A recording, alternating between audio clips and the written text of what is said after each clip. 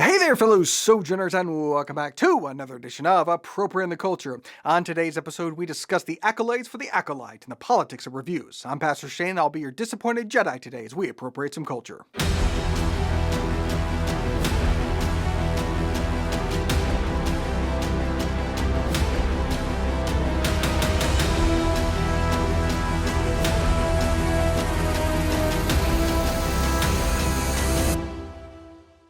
So the latest installment in the bloated corpse that is the Star Wars franchise has launched on Disney Plus, and the initial promotion of the show wasn't exactly the most promising. You can't look and see that Anakin blowing up the Death Star possibly killed millions and millions of people. I'm going to get in trouble for You should just shut up. It's just shut up. I love that. You should shut up. That is the beauty of this story, and it's the beauty of life. Jody, can you tell us about your character? So my character, she's a powerful leader. She's a powerful leader. Yes. In a very woman-centered world, which I was very excited to kind of be in that, because I feel like Star Wars is very patriarchal, so it was cool to have this sort of woman-centered figure. This is, I would say, arguably the gayest Star Wars, I think, by a considerable margin. And are you excited about that? Are you bracing yourself? Star Wars. Not the In my world, nerds are gay. Okay. And are you telling me, with a straight face, that C-3PO is straight? They're a couple. That's what I think. But this is more outward. I think it's canon that R2-D2 is a lesbian. That was showrunner Leslie Headland, who got her start in the industry as the personal assistant to Harvey Weinstein, though she claimed she didn't see anything. She knew, guys. She knew. Did nothing, said nothing. Any kind of accountability or culpability there? Nope! Here's a Star Wars show that cost $23 million per episode. And based on audience reaction, not money well spent. Some nerds don't like it because it violates Star Wars canon. Apparently, Conehead Guy from the prequels appears in an episode even though he shouldn't have been born yet. And he's the one who says in episode 1, Impossible. The Sith have been extinct for a millennium. which might be a somewhat odd statement, as Conehead Guy should be somewhat aware of this guy. What are you? I have no name. But a Jedi like you might call me Sith. Impossible. The Sith have been extinct for a millennium. The Jedi like you might call me Sith. Impossible. The Sith have been extinct for a millennium. Sith. Impossible. Sith. Impossible. The Sith. have been extinct for a millennium.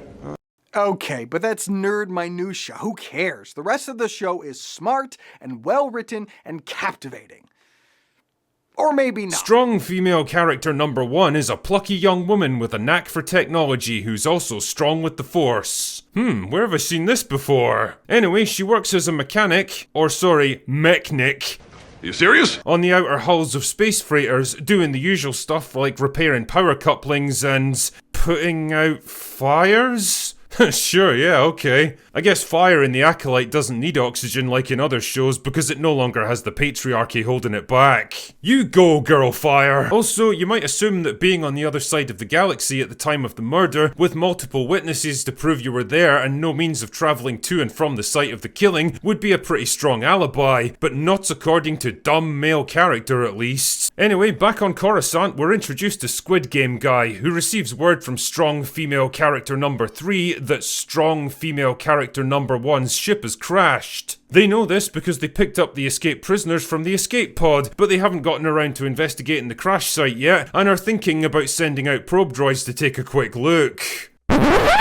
Okay, back up a second because I really want to go over this one. If you recovered these prisoners from the escape pod and brought them all the way back to Coruscant, that must mean that you already had at least one Republic ship in orbit around the planet to recover the escape pod in the first place. So you're telling me that instead of investigating the crash site for survivors, which would have been on the planet directly below, you instead brought the prisoners all the way back to Republic headquarters and then asked for instructions? So, are you retarded or what? Meanwhile, strong female antagonist goes for a walk on a beach and meets up with Discount Venom, who delivers what may be one of the most nonsensical monologues in the entire show. Steel or laser are no threat to them. She literally did kill a Jedi with a f***ing blade less than 30 minutes ago. Like, do these people even read their own scripts? Do they even think about what they're writing? Then he ignites a red lightsaber for no other reason than because they want you to know that he's a Sith, and that's it. That's episode 1 over. Alright, maybe some valid points there. Writing looks a little subpar to me, but hey, it's at least got cool vroom lightsaber fight scenes, right? They're both aiming for his lightsaber there. And now, instead of actually hitting him, Jackie, or whatever her name is, with a lightsaber right here, decides to swing it behind herself. Look what she does here. And look, Smilo is completely open on his side. She could have killed it. This is what I mean. As soon as you now have more than 2 people, they don't know what to do with this choreography. And now Smilo's open to Soul. Soul doesn't take advantage of it at all. Jackie blocks. Soul decides to come down and kick him. Like, Smilo's weapon is now engaged and taken out of the picture because he's blocking Jackie's downways attack. So Soul, instead of stabbing him, because like right there, he's dead, Soul decides to kick him. Even though he has this is so stupid. This is as bad as the Last Jedi throne room scene, that move right there. He could have, just run him through, but I'm just going to decide to kick this horrible, evil assassin Sith that wants to kill everyone, murdered 4 Jedi already. I'll just kick him instead of, ending the threat. Big telegraph hit, Soul comes in, grabs him this time. Oh, come off it! Soul is literally holding Smilo's lightsaber at bay. He's like, all right, free shot, open, kill him, Padawan. And she comes in and kicks him. Your lightsaber's right there. You can kill him, but instead you're gonna kick him because you're a retard. Come off it, I can't stand this crap. Oh my gosh.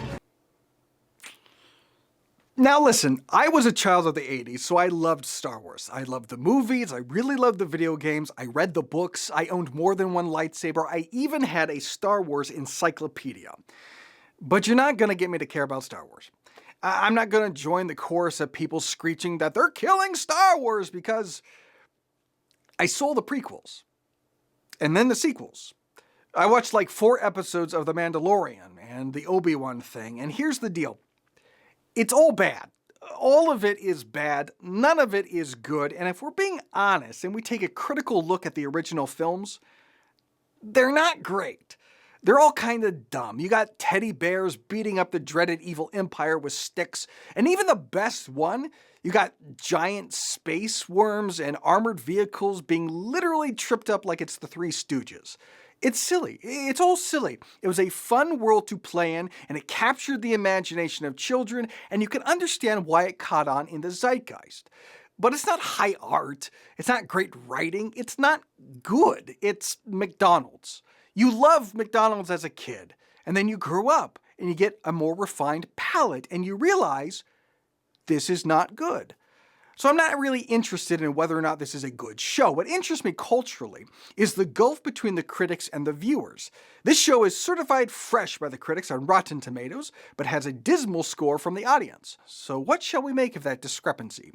It seems to me pretty obvious that reviews are becoming far less about the actual merits of the show or movie and far more about ideological adherence.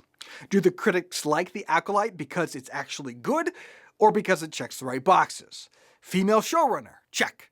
Lesbian showrunner, double check. Diverse cast, check. Female lead, check. Body positivity, check. LGBTQ, check, check, and check. Here's some lesbian space witches. Anyway, strong female character and strong female antagonist live with their 2 mums in a coven of communist lesbian space witches that have chosen to isolate themselves from the rest of the Republic because the galaxy doesn't tolerate women like them. Oh my goodness, I wonder what that could possibly be a reference to. The writing is so subtle on this show, you see, I just can't make out what they're driving at. So it's time for us to meet their mums. Strong female character number 4 and strong female character number 5, each of whom have slightly different perspectives on how to raise their strong female twins. Strong female character number 5 believes in discipline, caution, and suspicion of outsiders, while strong female character number 4 is more indulgent and free-thinking. And apparently she gets the last word on how they're raised because she created them with the power of the thread. I carried them. I created them. Liar, lie, your pants on fire. Now, you might have thought that Anakin was the only example of immaculate conception in Star Wars, but you'd be wrong, you bigot, because it turns out that not one but 2 strong female characters got there like 100 years earlier. Yes, yes. Anyway, it's time for one of the most cringe-inducing scenes in all of Star Wars, and that's really saying something at this point. Power of one. The power of two. The power of many.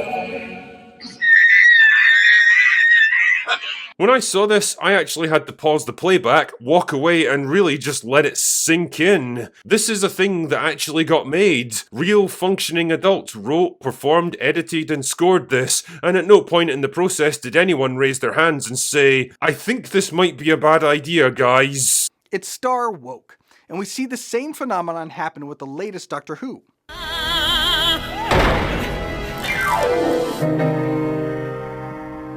Henry, get away from him. Them. What? Me. What? I'm them. You're who? You're who? Nice to see you again, kiddo. You know each other. That's my daddy.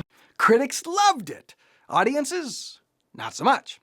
And the ratings have been really not good, which the lead actor ascribes to racism. Gatwa addressed Doctor Who fans who might not be happy with his casting, saying, "Don't watch. Turn off the TV. Go and touch grass. Please, for God's sake." All of these comments came in the wake of Gatwa's debut episode having the second worst ratings of any premiere of The Doctor. The Church on Ruby Road, which debuted on Christmas Day, only saw viewership hit 4.7 million in overnight numbers. That is far worse than Jodie Whittaker's debut episode, The Woman Who Fell to Earth, which had viewership of 10.96 million. In fact, the only episode that Gatwa's debut beat was the very first episode of Doctor Who with Will Hartnell as the first Doctor and an unearthly child. The episode, which aired back in 1963, premiered with 4.4 million viewers. However, Hartnell's first Doctor would see viewership increase over the next 10 episodes. Initially, it increased to 5.9 million. In the third episode, it went up to 6.9 million. By episode 7, it hit 8.9 million. With episode 8, it increased to 9.9 million. By episode 10, it hit 10.4 million. Interestingly, the ratings for Doctor Who have continued to decline since Gatwa's comments. As reported by Doctor Who TV, Space Babies only had overnight viewership of 2.6 million. The Devil's Cord only clocked in at 2.4 million. And the third episode, Boom, only brought in 2.04 million viewers. If Gatwa's assertions are right, and that people are abandoning the show due to racism, that's quite a bit of racist in the United Kingdom. However, this assertion is highly unlikely. Reviews on IMDb indicate viewers are unimpressed by how Gatwa portrays the Doctor, the overall vibe of the show, and the poor stories. Poor stories, unimpressive acting, bad overall vibe. But why didn't the critics feel that way? What's to account for the discrepancy between the critics and the audience? Does it check the right boxes? Gay showrunner? Check. Black lead? Check. LGBTQ? Check, check, check. Dr. Woke. There's a basic formula for understanding reviews on Rotten Tomatoes. Bad reviews from critics with bad reviews from audience is a bad film. Good reviews from critics and good reviews from audience is a good film. Good reviews from critics, bad reviews from audience is a bad film with the right ideology. Bad review from critics and good reviews from audience is a good film with the wrong ideology, like The Sound of Freedom. Rotten by the critics, fresh from the audiences. And listen to these negative reviews. If this flick wasn't being used as a battleground in the great culture war this week, I'd forget I ever saw it within 6 months. Sound of Freedom's overdramatic approach and conservative vibe when it comes to dealing with such a tough subject matter keep it from being taken as more than a flimsy based on true events search and rescue story. A deeply unappealing mixture of the sleazy and the self-righteous, the film isn't exploitative in the generic shoot-'em-up manner of a Liam Neeson vigilante pick, it's too pious for action. By being so focused on the message, they leave out any other aspect that might have served the film. The irony of all of this is that if they had made a good movie, their precious message would have been transmitted better. The precious message being that child sex trafficking is bad. Somebody should really check that guy's hard drive. It's self-righteous. I mean, where's the nuance in child sex trafficking? I'm not entirely sure why being against child sex trafficking is conservative or a culture war issue, but it's very clear that their minds are on something beyond the movie. It's Jim Caviezel. It's from Angel Studios. It's simply the wrong ideology. Christians are starting to wake up and engage in filmmaking, but we have to remember that film criticism is an institution that has also been ideologically captured. And it's ruining film criticism just as much as it's ruining films. The good news is, it's to their own detriment. You can make an ideologically perfect Doctor Who series, but you might lose audience. You can give a glowing review of The Acolyte to signal your ideological bona fides, but that doesn't convince anyone that The Acolyte is good. It just convinces us that you're dumb and not worth listening to. I think we're approaching a real turning point in the entertainment industry, and I think we have an opportunity to be a part of it.